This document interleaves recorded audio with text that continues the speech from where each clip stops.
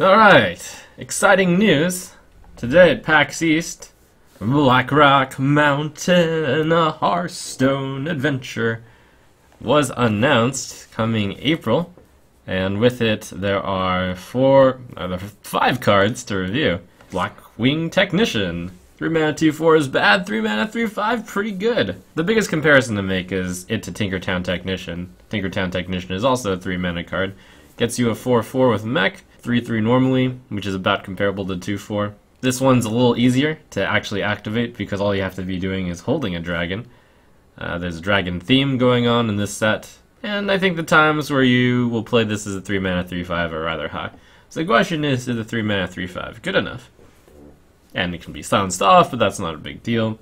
You have the Spider Tank already, which is a 3 mana 3/4, which you see some decks running even if they're not mech, but it's very rare. 3 mana 3/5, that's decent enough. It'll see play in the dragon decks, it won't see play anywhere else. It's pretty straightforward. In Arena, 3 mana 2/4 is seen as a suboptimal card these days. If you happen to get the dragons, I guess, but that's very unlikely. No good here. Grim Patron. That's a pretty exciting card when you first look at it. The combo that people gravitate to immediately is you use the warrior and then you play the Grim Patron with the Warsong Commander. That takes 8 mana. Say you have a Death Spite out with 1 charge remaining. That's pretty common, you can do that. So the goal then would be to get many Grim Patrons. The most cost-efficient way is using the Inner Rage, but the question is, do you actually want to play a card like Inner Rage just to activate this combo wombo? And maybe not. Maybe that takes too much effort. Maybe you play a more standard card like Taskmaster instead.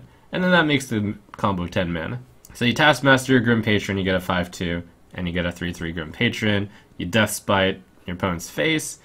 You get 2 more Grim Patrons as the Whirlwind effect hits both the Grim Patrons. And then you hit them for 5+3+3+3. So 18 damage. You can do a lot. You can do a decent amount more if you toss in free spells like Inner Rage. Rogues do it better. It is a really cool card, and I love design like this, which you basically need to build a deck around. I question its viability, but it's certainly going to be tried out. In Arena, this card's going to be rather bad. Even if you played in Mage, which some people have suggested doing it in Constructed as well, you're paying 7 mana for basically a 3/2 and a 3/3.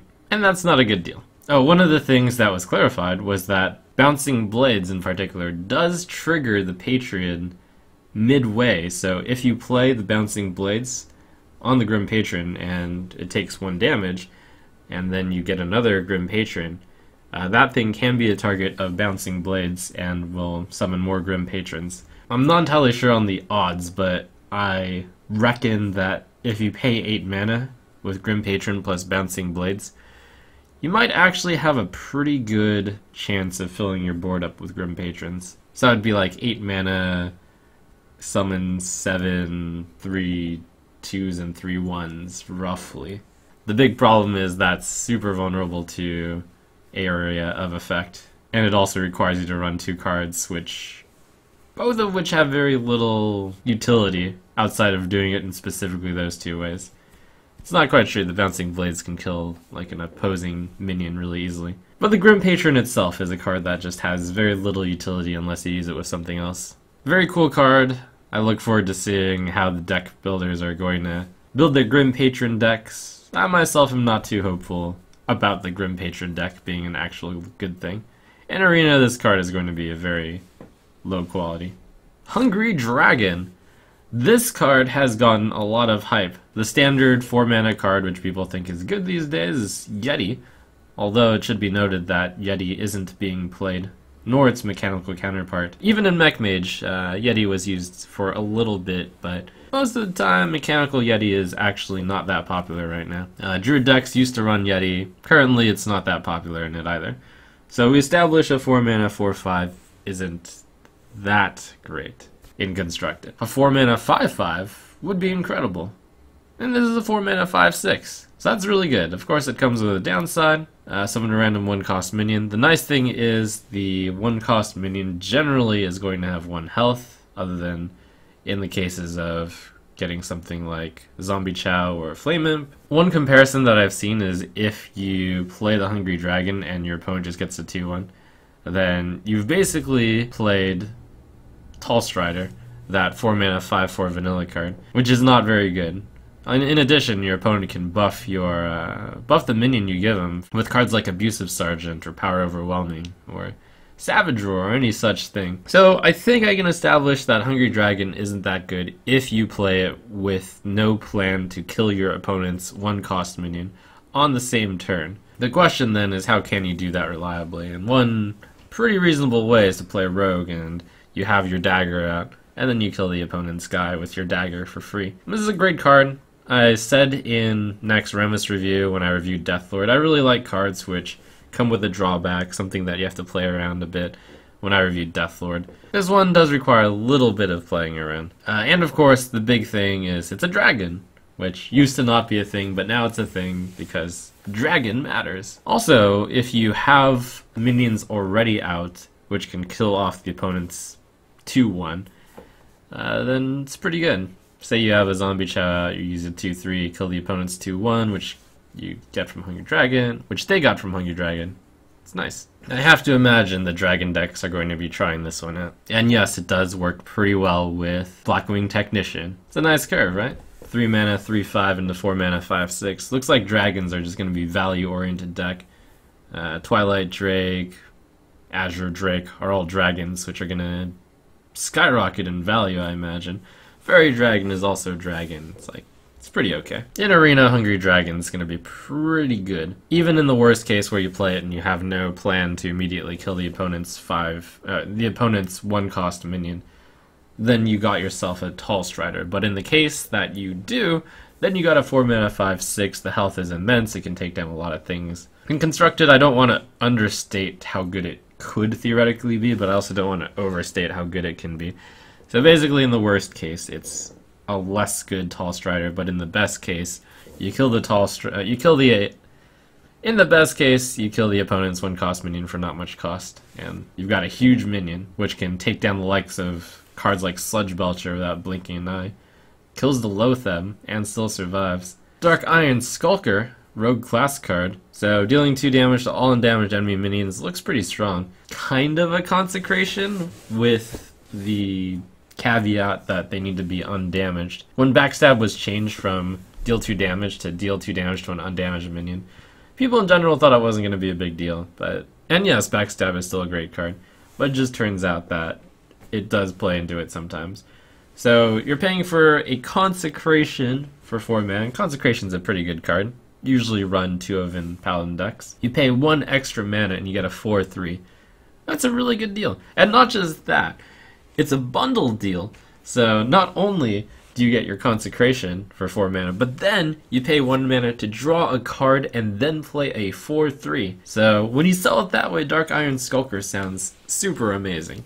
That said, you could also sell it some other way, like you deal 0 damage because they're already damaged, or your opponent's playing control deck and the effect doesn't really matter, and then you get a 5 mana 4/3. Overall, I do like seeing a card like this because Rogue is a deck which I think could do with another playstyle. There was the Miracle Rogue, there was the Oil Rogue now, and throughout the time there's been like some face rogues, there's been some value control rogues. But this is clearly a card which is fitting the control-ish rogue, and I like that. Is this going to be enough to make control rogue a thing? That remains to be seen. And will this make it into Oil Rogue? I'm not entirely sure. They already have quite a lot of AoE. In Arena, this card will be amazing, because it will actually be that 4 mana Consecration plus 1 mana to draw a card and then play a 4/3. That's really good. And finally, welcome to Hemet Nesingwary version 2. It's a 7 mana 8/4. Even if you didn't have the necessity to hold a dragon, it would still be bad. It's basically BGH, except it costs 4 more mana. The 4 health is crippling. It even has the attack value which can get BGH'd. I'm sorry, Rend Blackhand. You deserved better. What else do we say about Rend? In Arena, this is probably going to become one of the worst legendary cards.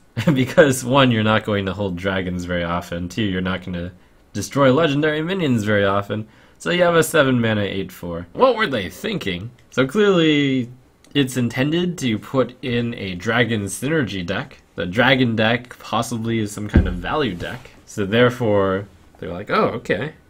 We'll design a card which is good in the control versus control matchup. Okay, maybe the meta will become legendary, because dragons tend to be pretty legendary. If you hit Ysera with it, that's actually not too bad. Okay, I guess part of the reason why there's such an outcry over this card is because people can't possibly comprehend a format where the meta is so control heavy. Like, this card obviously is so bad against any sort of aggro. If you've played Hearthstone recently, you know that there's a lot of aggro around with Hunter and Mage and slightly more aggro decks of Druid and slightly more... It sucks against those decks. You need to basically hit a legendary minion which costs, let's say, arbitrarily 6 or more for this to be any good. The main problem with this card is just the low health total. Well, no. The main problem with this card is not just the low health total, but rather the mana cost for the stats is a very unfavorable exchange for Rend. So there's a new mechanic being introduced. If you're holding a dragon, the mechanic. What do I think of that mechanic? I think it's alright.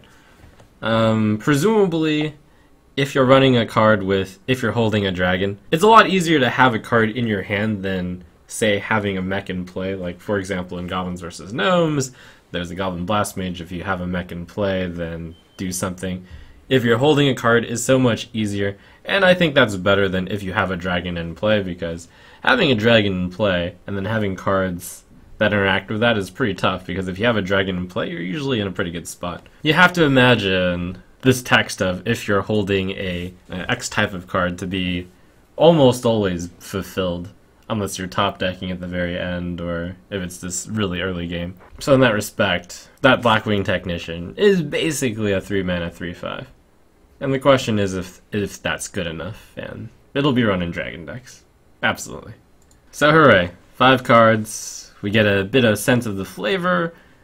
It's gonna be all the denizens of Blackrock Mountain, a bit of a dragon theme. Let's hope that with the dragon theme, some tools to slow down the meta are given, so that we can play all our awesome dragons. Though I think Fairy Dragon will get much more important. Of course, the good dragon cards are going to see a lot more play, given that dragons now matter. Blackrock Mountain, a Hearthstone adventure!